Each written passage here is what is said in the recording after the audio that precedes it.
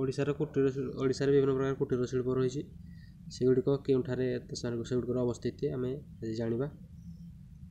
ସୁନା ରୂପାର ତାରକସି କାମ କଟକରେ ରହିଛି। ଦଶପଲ୍ଲା ନୟାଗଡ଼ରେ ମଧ୍ୟ ରହିଛି। ବାରିପଦା ମୟୂରଭଞ୍ଜରେ ରହିଛି। ସେହିଭଳି ଶିଙ୍ଗ କାମ ଆପଣଙ୍କର ପାରଳାଖେମୁଣ୍ଡି ଗଜପତିରେ ରହିଛି।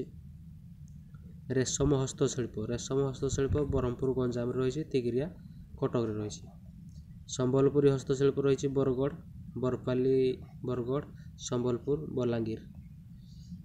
ସେଭଳି ଟସର ହସ୍ତଶିଳ୍ପ ଆପଣ ରହିଛି ମାଣିଆବନ୍ଧ କଟକରେ, ମୟୂରଭଞ୍ଜ ଆଉ ବଲାଙ୍ଗୀର, ସୋନପୁର। ସେହିଭଳି ଆପଣଙ୍କ ଚାନ୍ଦୁଆ କାମ ହେଉଛି ପିପିଲି ପୁରୀର, ସେଭଳି ଖଲିକଟ ଗଞ୍ଜାମରେ। ତାହେଲେ ଜାଣିଲେ। ସେଭଳି ଆପଣଙ୍କର କଂସା ବାସନ ଆପଣଙ୍କର ହେଉଛି ରେମୁଣା ବାଲେଶ୍ୱରରେ, ବାଳକାଟି ଖୋର୍ଦ୍ଧାର, ସେଭଳି କଣ୍ଟିଲୋ ନୟାଗଡ଼ର, ଭୁବନ ଢେଙ୍କାନାଳର, ବେଲୁଗୁଣ୍ଠା ଗଞ୍ଜାମର। ଏଇଟା ଗଲା କଂସା ବାସନ।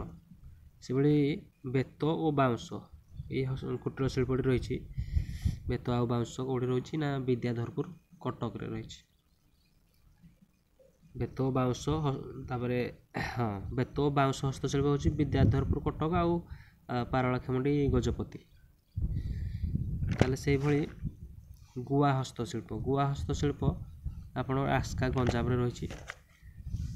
ଗୁଆ ହସ୍ତଶିଳ୍ପ ଆସ୍କା ଗଞ୍ଜାମରେ। ସେଭଳି ସୁନାପାତିଆ କାମ ଗଡ଼ମଧୁପୁର କଟକରେ ରହିଛି। ତାପରେ କପଡ଼ା ଫୁଲମାଳ ରହିଛି ତୁଷରା ବଲାଙ୍ଗୀରରେ। ସେଭଳି ପଟ୍ଟଚିତ୍ର ରହିଛି